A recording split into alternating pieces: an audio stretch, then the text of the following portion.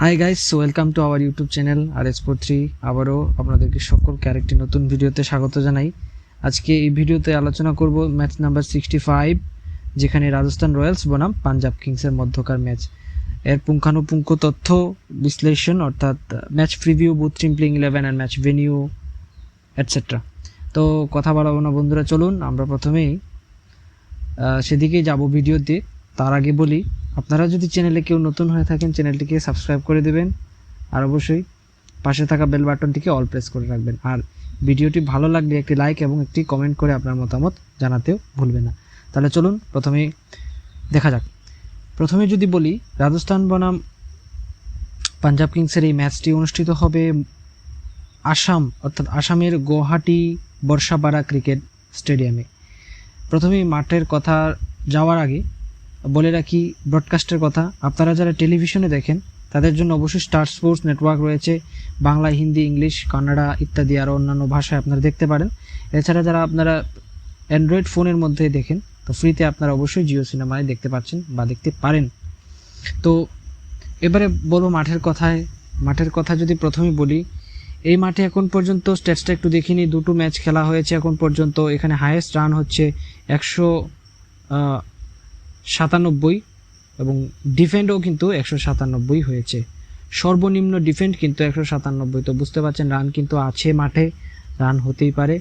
এখানে সর্বনিম্ন যে টোটাল আছে সেটা হচ্ছে 142 এবং সর্বোচ্চ যে টোটাল 197 এবং ডিফেন্ডও কিন্তু সেটা 197। এবং এই মাঠের যে প্রথমে যারা ব্যাটিং করে বা ফার্স্ট ইনিংস অ্যাভারেজ স্কোর হচ্ছে 198 এবং সেকেন্ড ইনিংসের অ্যাভারেজ স্কোর হচ্ছে 167। তো রান আছে বলা যায়। Match pitch fresh. তাছাড়া এই আইপিএলের সম্ভবত প্রথম ম্যাচ হতে যাচ্ছে যদি ভুল না হয়। তো এছাড়া হেড টু হেডের কথা যদি আসি, এখন পর্যন্ত 27 ম্যাচ খেলা হয়েছে তাদের মধ্যে আইপিএল ইতিহাস হিস্ট্রিতে, যেখানে 16টিতে জয়লাভ করেছে রাজস্থান রয়্যালস এবং 11টিতে জয় পেয়েছে সেখানে পাঞ্জাব কিংস। অর্থাৎ এখানে পাঞ্জাব কিংসের তুলনায় রাজস্থান রয়্যালসের অবশ্যই একটুখানি পরিসংখ্যানে এগিয়ে রাখা যায়। এছাড়া যদি সর্বশেষ 10টি ম্যাচের হেড টু হেডের কথা বলি, সেখানেও কিন্তু রাজস্থান এগিয়ে আছে, যেখানে 6টি রাজস্থান জিতেছে, 4টি যেখানে পাঞ্জাব কিংস জিতেছে।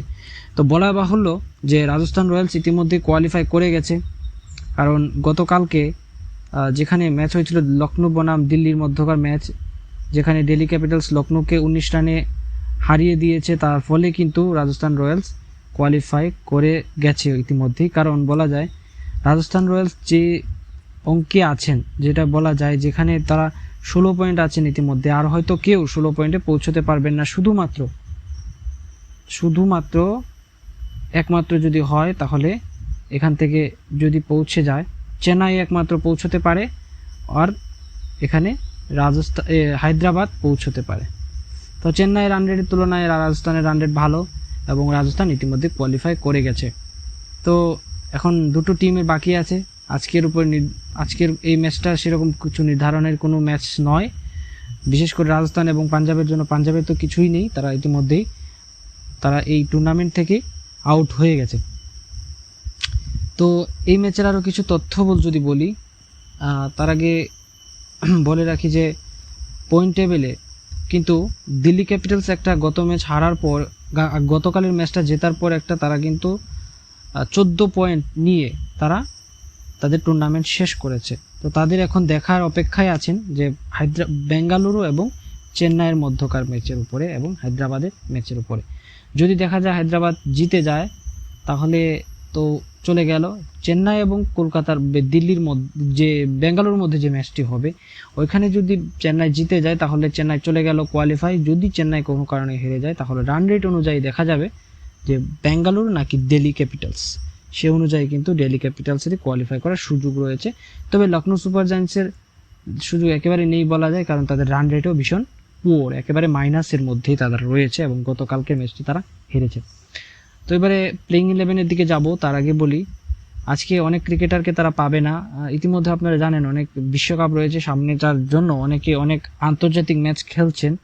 অস্ট্রেলিয়া হোক, ইংল্যান্ড হোক, আফগানিস্তান হোক, তারা কিন্তু একটা পাকিস্তান হোক, তারা কিন্তু সবাই আন্তর্জাতিক ম্যাচ খেলছেন। ইতিমধ্যে অনেকে ফিরে গেছেন, যেমন মুস্তাফিজ, তারা ফিরে গেছেন ইতিমধ্যে। তো আজকেও কিন্তু পাঞ্জাবেরও পাওয়া যাবে না তাদের কিছু প্লেয়ারকে। ইতিমধ্যে লিয়াম লিভিংস্টন তিনি হাঁটুর চোটের জন্য তিনি ফিরে গেছেন দেশে। তবে এই ম্যাচটি খেলে স্যাম কারান এবং জনি বেস্টোক তারা কিন্তু ফিরে যাবেন, অর্থাৎ শেষ ম্যাচে তারা হয়তো খেলবেন না। এই ম্যাচ খেলে তারা ফিরে যাবেন। তারা আন্তর্জাতিক ম্যাচ রয়েছে যেখানে পাকিস্তানের মধ্যে হবে, তো সেটি খেলার জন্য ফিরে যাবেন। আর রাজস্থানের কথায় আসি, অবশ্যই তাদের ডিউটি যেটা জশ বাটলার ইতিমধ্যে ফিরে গেছেন। এই ম্যাচে হয়তো জশ বাটলারকে পাওয়া যাবে না, যদি প্লে অফে উঠে যায় হয়তো জশ বাটলারকে তারা আর পাবে না। কলকাতার দিক থেকে যেমন বলি, ফিল সল্ট তিনি হয়তো আর প্লে অফ খেলবেন না, তো তিনিও চলে গেছেন ওনার আন্তর্জাতিক খেলার জন্য। তো এবারে আজকে যে বিষয়টা হয় রাজস্থান এবং যে পাঞ্জাবের কথা বলি, তো সিমরান হেটমায়ার ইনজুর্ড ছিলেন, তিনি হয়তো ফিরে আসার কথা। আজকে দুটি ম্যাচ তিনি খেলতে পারেননি, হয়তো আজকে তিনি আসতেই পারেন।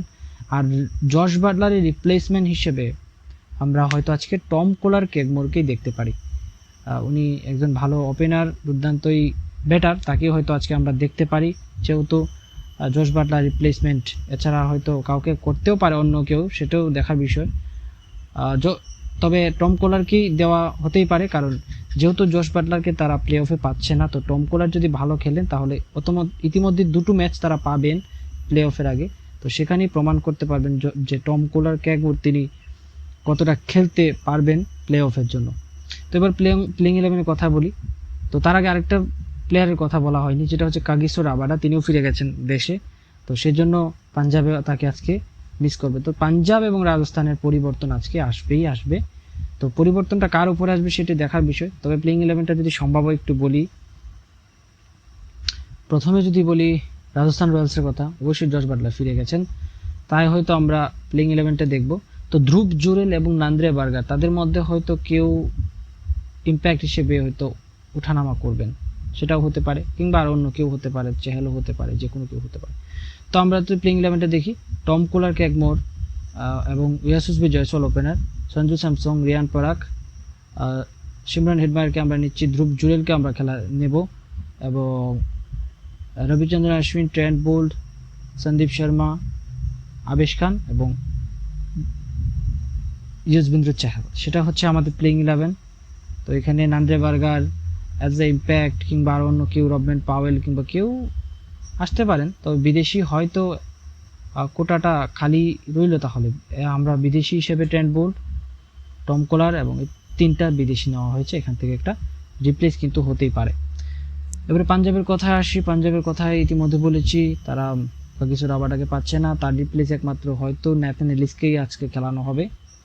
তো ন্যাথন এলিসকেই খেলানো হবে, তিনিও হয়তো সামনের ম্যাচটি খেলে চলে হয়তো যেতে পারেন, ওনার নাম কিন্তু বিশ্বকাপে রয়েছে। তো উনি নাম যেহেতু আছেন, ওনার কিন্তু আন্তর্জাতিক ম্যাচও কিন্তু রয়েছে 22 তারিখের পর থেকে বাংলাদেশের সঙ্গে, তো সেটি দেখার বিষয়। তো এবার যদি ছটপট একটু নামগুলো দেখি কারা কারা আছে খেলতে পারেন।